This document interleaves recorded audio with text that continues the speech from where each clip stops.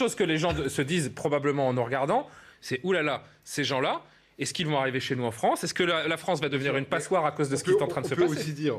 aux habitants de ce pays qu'on est 450 millions d'Européens et que je ne vois pas la moitié de la population européenne à cette frontière. Je ne dis pas qu'il n'y a pas un problème avec l'immigration et je rejoins complètement l'analyse qui vient d'être faite sur la problématique du point d'équilibre en Europe qui n'est pas trouvé entre à la fois la logique humanitaire et en même temps la logique sécuritaire. Parce qu'il y a les deux. Il ne s'agit pas d'être naïf. L'honneur de l'Europe et de la France, et l'honneur des valeurs dont vous parlez si souvent, madame, l'honneur des valeurs de l'humanisme, c'est quand même de ne pas laisser mourir des femmes, des enfants, des hommes,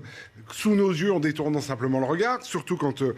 on peut quand même, sur 450 millions de gens, en accepter une part qui sera par ailleurs s'intégrer, être utile, développer avec nous ce continent, et en même temps... Mais dans un contexte comme celui-là, c'est pas entendable. Si, parce que là, si vous aviez, et je vous disais, c'est pas Frontex qui peut le faire, et je reprends ce que je vous disais tout à l'heure, là, si vous aviez effectivement une Europe constituée sur cette question, vous auriez d'ores et déjà des représentants européens à cette frontière en train de faire le tri entre la demande d'asile, la migration, celles et ceux qui doivent repartir, et ce serait fait là, et ce serait réglé, et on ne serait pas en train d'agiter et des peurs et des angoisses